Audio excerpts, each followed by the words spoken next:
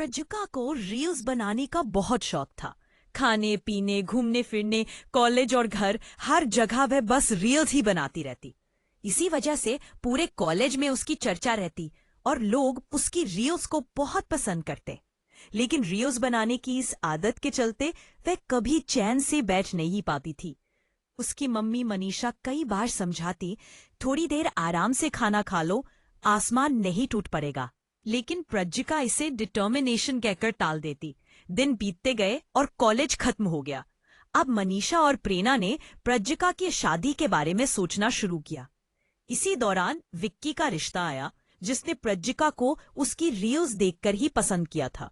जब विक्की और उसके परिवार ने प्रज्ञा को देखा, को रिश्ता पक्का हो गया। प्रज्ञा और विक्की की शादी की तैयारी शुरू हो गई, लेकिन शादी के दिन भी प्रज्ञा रील्स बनाने से नहीं चूकी। यहाँ तक कि बारात के समय भी वह नाचते गाते रील्स बनाती रही। ससुराल पहुंचने के बाद उसकी सास सुनीता ने कहा, बहू, रील्स के साथ साथ कुछ घर का काम भी सीख लो, तुम और क्या अच्छा बनाती हो। प्रज्ञा ने हंसते हुए जवाब दिया, सब कहते हैं कि मैं सब अच्छा बनाती हूँ, लेकिन मुझे लगता है कि मैगी और कॉफी सबसे अच्छी बनाती हूँ। ये सुनकर सुनीता माथा पकड़कर रह गई।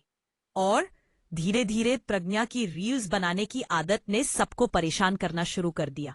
सास बार बार समझाती, लेकिन वह तुरंत फोन निकालकर फिर रील्स बनाने लगती।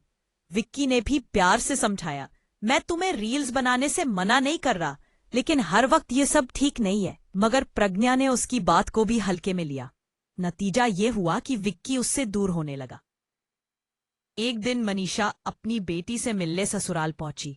रात में बिजली चली गई तो मनीषा ने प्रज्ञा से मोमबत्ती जलाने को कहा। प्रज्ञा ने मोमबत्ती खिड़की के पास रख दी और खुद रील्स बनाने लगी। तभी पर्दे में आग लग गई और कमरे में अफरा तफरी मच गई। विक्की ने आग बुझाने की कोशिश की, लेकिन तब तक मनीषा बुरी तरह जल चुकी थी। बात समझ गई। उन्हें तुरंत अस्पताल ले जाया गया। डॉक्टर ने कहा, इनकी हालत बहुत नाजुक है। ये सुनकर प्रज्ञा रो पड़ी।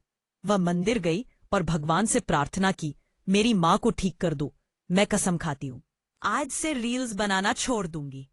चमत्कार हुआ और मनीषा की हालत सुधर गई। सब उन्हें देखने आए। वहीं प्रज्ञा ने सबके सामने अपना फोन तोड़ दिया और रोते हुए कहा, मम्मी मुझे माफ कर दो, मैंने सबकी बातों को नजरअंदाज किया। आज समझ आया कि किसी भी चीज की अति बुरी होती है।